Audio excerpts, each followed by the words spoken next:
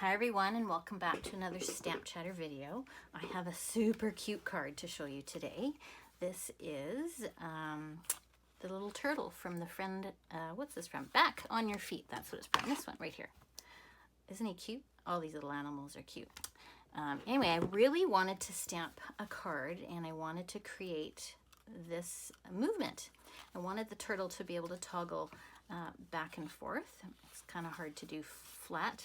You can't see it if I do that, but I'll put a little video clip at the beginning of this video so that you can see how he moves. And it's a pretty basic technique that you can use on any card with any size image. And I'm using some circle punches, but you don't have to use the same size. You might change the size for the size of the image that you have. But I'll give you the basics and you should be able to repeat that on any card you want to make. I'll put all the supplies that I'm using and the colors in the video description below, so you'll have it. So the first thing I did was I embossed some Sahara sand cardstock using the Pinewood planks 3D, all right? So that gave me a nice texture in the background.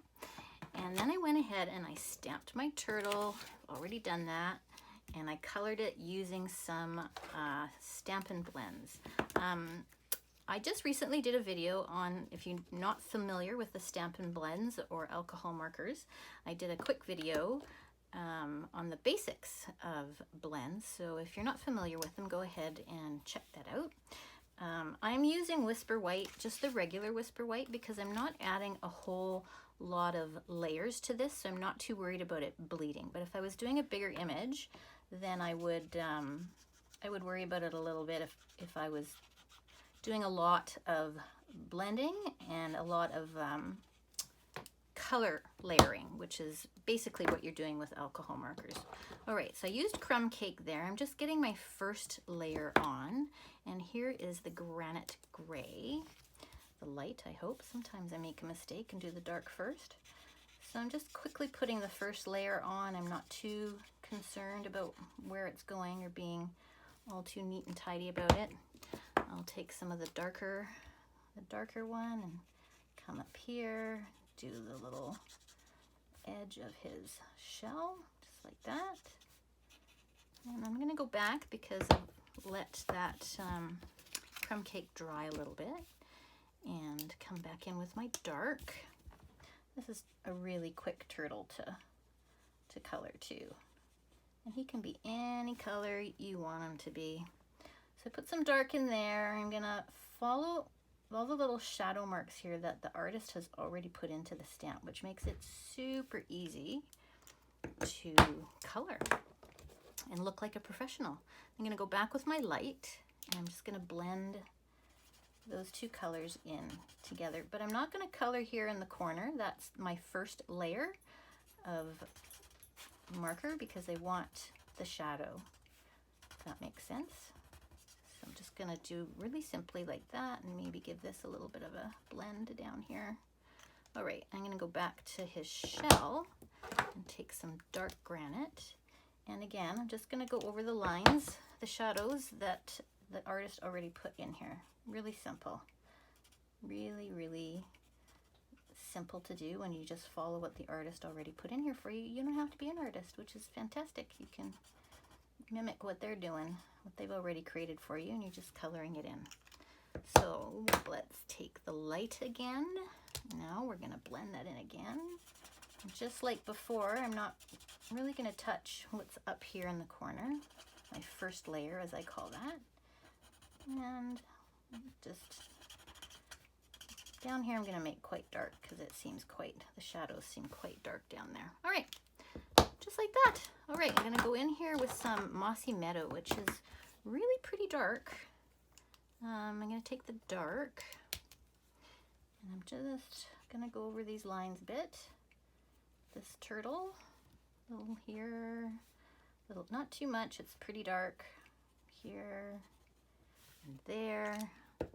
Go in with the lighter, which is also quite dark, and just color it up. And then what I'm going to do after I've done this, because it seems quite dark, is I'm going to go in with the color lifter, which has no color on it at all. And we're going to add some light shadows to it. And that'll lighten it up. And it won't look quite so dark. And we'll pop his eyebrows out and his little frown, all using the color lifter. So it really doesn't lift color. It actually pushes color around. So you need to keep that in mind when you're using it. So we'll go over top his eyebrow, a little crease under his eyebrow, little creases on his nose, under his mouth, just like that, and just give him a little bit of shadow. I might give myself a little lighter on his leg.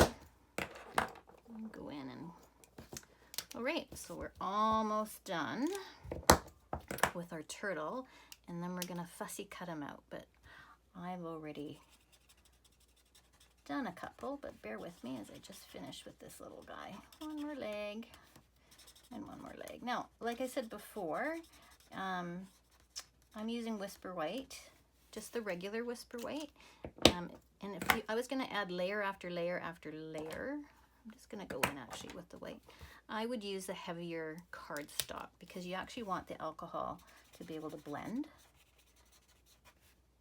and you want it to seep into your paper so it won't actually bleed when you add more and more layers. But I'm only using I'm not doing a lot of blending with this one. Oh, I gotta get the bottom of his feet. Bottom of his feet. Put those dark. All right, just like that.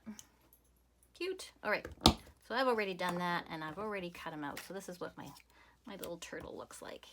All right, now I took the rectangle stitched framelits, 2 different sizes that kind of went together, and I cut out a framelit. So let's put some grass in the back, and then I can show you how I popped them up. So the first thing I did was put some grass back here. Let's see, one, do another one. This is Sahara sand that I'm using. Okay, just like that. Now, get some punches. This is where it's going to vary for you. I didn't want a lot of movement in my turtle, so I used the 3/4 inch circle. But maybe you have something that you want to jiggle around more, and that's okay. Then you would use something bigger. So you just want to play around with it and see what works for you and for the image that you have. Now, I'm also going to punch a bigger circle. This is the 1 3/4 inch circle, and I'm actually using the thicker Whisper White cardstock because this is going to be what he moves around on, and I just wanted it to be a sturdier cardstock. So here we go. I'm going to put that in the back of the hole. Make sure it's down. Now, if I had this hole higher up here, if you were using maybe a framelit you can use instead of a punch, so you can get into the center of the front of your card base if that's what you want to do, then this circle should probably be in the center of this circle. So you could just put a little dot in the middle and then go underneath and find out where your center is, just like that. But I'm probably pretty close anyway. I was close to the bottom, so I wanted to be careful that, but that looks pretty good anyway. Look at that. Now, years ago, we did cards, slider cards. And when I first made this card yesterday, my poor little turtle wasn't really moving like I wanted him to move. So I decided to use a penny to give him some weight. So this is what I did. First, I'm going to put this dimension at the bottom of my circle because I don't care to have my turtle go any lower. I'm going to keep my hands there so I don't move anything. And I'm going to get myself a penny. Where did my penny go? Of course, I only put 1 penny on the whole table, right? And then I can't find my penny. Penny. Now, in Canada, we don't have pennies anymore, so I had to actually go raid my husband's closet where he seemed to have a plethora of coin in the bottom of his closet. There we go. And so I stole a whole pack of pennies. I don't think he'll miss them. Anyway, here we go. So I took a penny and I took some hot glue and I attached it to the bottom of the turtle just for some, oops, some extra weight. This is just going to help him spin a little better. You don't have to do this. You can just put another dimension there if you want, or no dimension at all. You can just simply use that one and it'll work just fine. But he didn't move quick enough for me, and so I decided to do it this way. All right, so make sure that doesn't move. Take that off and place your turtle right on top of that penny. Give it a good push. Okay, now he's moving around in there, but he'll move every which way, even in a circle. So we want to stop some of his movement. So I'm going to put him where he's supposed to be. I'm going to flip him over.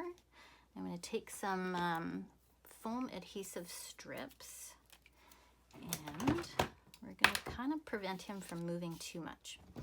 So, and I want to pop this up anyway, so let's do that. Cut 1, 2, peel that off. So here we go. I'm going to put this in, I don't know, about 1/4 inch. I still want the circle to move. I just don't want it to move a lot and prevent him from going upside down too much. So I'm going to turn that around for my sake. Okay. So I still have room, but not a heck of a lot. Just like that. And I can also prevent him from moving up and down too much if I want. Just simply put another piece up here. I don't really need him moving up either. I just want him to toggle back and forth. So, all right, it's like that. And one more. Let's see what we got. Oop. All right. Oh, perfect. All right. So Mossy Meadow is the cardstock color I used. So when we flip this guy over, look at that. Get him to toggle back and forth. And being in this little circle prevents him from going too far. So yeah, it's kind of cute. And I forgot to stamp my little hope you're back on your feet. So let's hope I can get it on there without mucking this up. Oh dear. Let's see, this will be tricky. Let's take my Mossy Meadow. What can I put back there? I need something to put back there. Oh, maybe not. Oh dear. I'm a little worried. Let's see what this looks like. It's pretty juicy, so I might be okay. Ooh, tricky. I wouldn't recommend doing this. Oh, not too bad. I'll fix that later. That wasn't too bad. Pretty good. All right. So just like that. Now, I did want to get this sigh. Remember I said to you earlier, I used this framelit, but I created it to be this tiny framelit. So let me just pop that up, and I still have some strips left. So I'll put a little strip on there first, and then let me show you how I did that. And you could do the opposite as well, but I'll just show you today how to shorten it. It's super easy. All right, stamp the sentiment, the sigh. How cute is that? I love this card. Anyway, I would stamp first the word sigh, and just like this. And then take your framelit and put it where you want it. I wanted mine to be about like this, and just run it through your Big Shot or whatever embossing machine that you have. And then you come out with something like this. But it's way too long, so I want to shorten it. So it's super easy to do. Just lay your framelit over top again and move it until these little notches fit back inside these little stitches. And you'll know, because it'll kind of click in place and you won't be able to move it. And then just go back to your Big Shot and run it through again, and that's it. And then you come out with a smaller version. So super easy to do, and versatile. Makes that whole set a lot more versatile than you would think, doesn't it? All right, let's assemble this card and be done. So I hope that shows you how to do a really simple movement card. You know, the other thing is I could have made this a rectangle as well, but I didn't want to have to fuss with that. It was just so much easier using my punch. So if you were really not wanting them to have that much movement or not wanting him to go upside down by mistake, you could make that a rectangle, but I just kept it as simply as a circle. Okay, I'm going to use some Tombow glue because this guy's a little heavier than normal for a card layer. So let's just use some glue because once this dries, it won't be going anywhere. Awesome. So I hope you enjoyed that card and you're able to create your own movement cards and see how super simple that was. So thanks for watching, and we'll talk to you soon.